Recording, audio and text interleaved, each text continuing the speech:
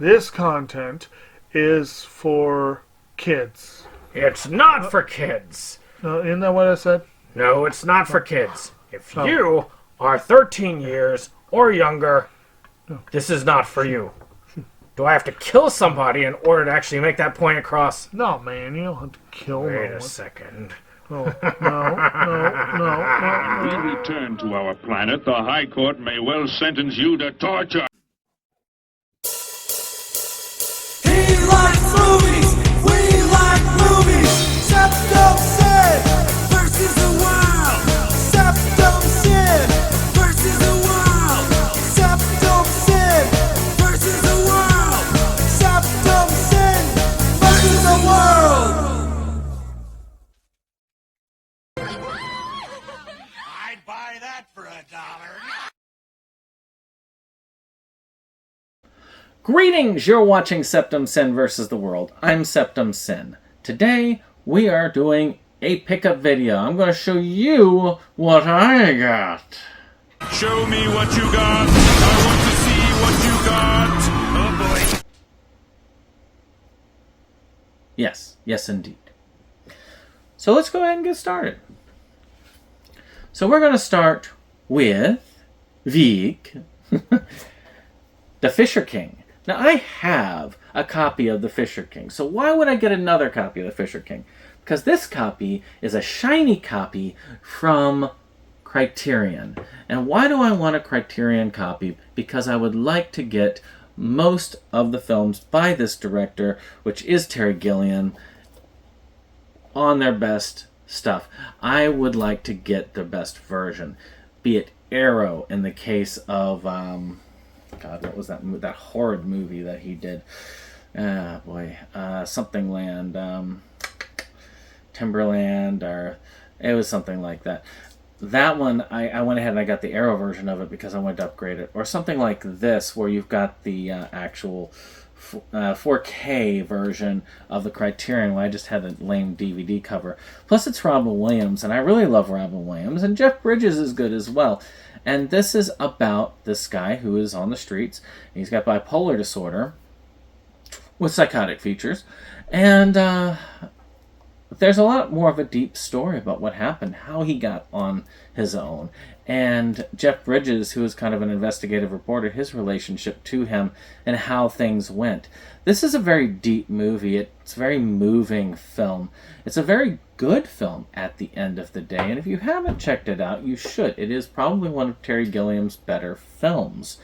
And it is a very enjoyable experience. But if you don't believe me, watch it for yourself. So, for those of you who looked at the thumbnail, I'm sure you noticed this, which is The Flash. I took the little paper sheet off because I've already watched it. And this is the inside of the steelbook. I've got every single DCU, every single Snyderverse, basically, DC movie I have on steelbook. Not because I love the Snyderverse per se, but because I already did like a whole bunch of them on steelbook, and I was like, you know what, heck with it.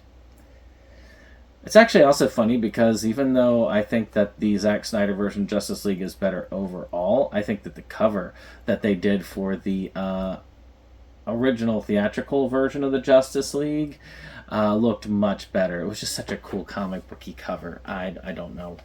But this one was problematic because of Ezra Miller. And Ezra Miller, they have some very problematic stuff with them.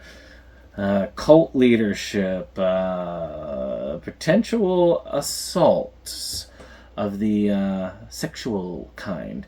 Just many of these things. And that kind of makes this there. But there's still some fun stuff. We're playing with the multiverse here. We have Keaton Batman back in play, and that's really cool. And we bring in a couple other stuff from other DC moguls. There is a love letter to DC Universe movies gone by, and that's what I think saves this. This is not a bad film. It's just not a great film. And I'd say that pretty much sums up most of the Snyderverse movies. I mean, there are some that I consider fairly good. I mean, Man of Steel was a good film, and maybe bordering on great. I thought that Aquaman was pretty darn good. I thought that Wonder Woman was great. There was no ifs, ands, or buts. That was great. I liked the original Shazam. That was pretty good. The second Suicide Squad, though, that's kind of part of the Gunniverse, but kind of not. But that one was really good. I thought that Zack Snyder's Justice League was good, but too long. So, there were some good ones in there. But I'm curious about this. I mean, I think this was decent. Overall, not the best, not the worst. Not enough that I would want to majorly support them, but still, glad to have a completed DCU collection, I guess. So one I'm also kind of iffy on is the Sean Connery Arthurian Tales First Night. Now, I hated this when I first watched it because it bastardized the Arthurian Tales, and I liked the Arthurian Tales. I thought they were cool, but it bastardized it. And I hated the Lancelot Guinevere story. But I don't hate the film, and I feel like there's an importance to it. And I think that Sean Connery does a good King Arthur. So, and we covered it on Inside Movies Galore, so I wanted it in the collection at the time. And I probably will put this in the main collection, because there's a good shot I will watch it again. Or maybe not. No, I'm probably not going to put it in the main collection. I might watch it again, so I'm not dumping it, but not for a very long time. It's worth digging for if I need to watch it again. So yeah, I'm just putting it over there. And the one I haven't seen, but one that I've heard could be a bit racist, is Finding Forrester. It's another Sean Connery one. Let's see here. Jamal Wallace, a talented 60-year-old player in New York City whose secret passion is writing. William Forrester, a reclusive Pulitzer Prize-winning novelist who's never gave the world a second thought. They become friends, and he becomes kind of a mentor. So it's interesting. I'm not going to say this isn't worth checking out. I'll check it out, keep an open mind. I have been curious about it. It is a movie I feel like I need to see. I need to see it. Whether it's great or not, not sure. Not sure yet. Last but not least, I have a John Candy film called Find the Lady. Now, I'm trying to eventually collect all the John Candy films. He was one of my favorite comedic actors back in the day, so I'm kind of glad to have this. So one of John Candy's earlier comedies, a young woman, the niece of a wealthy businessman, becomes the target of 3 separate kidnapping plots. The local chief of police sends a bumbling officers Kopek and Broom out to find the missing gal, but their Keystone Cops antics, the mission proves difficult. That Keystone Cops is referencing like an earlier series that, these kind of bumbling cops, you kind of had to be there to understand it, and, But look it up on the internet, it's there. Yeah. Particularly when the wrong woman gets kidnapped and the heiress actually skips town with her boyfriend.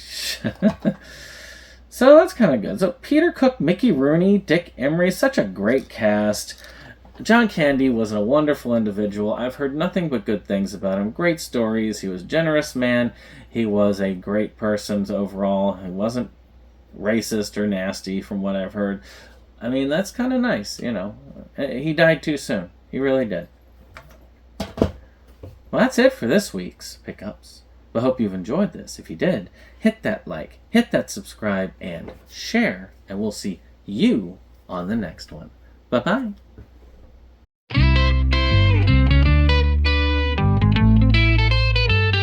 SeptumSin versus the world. It's that place for all the boys and girls. You'll feel real safe, you'll feel real warm. It's a cozy place to ride out the storm. SeptumSin.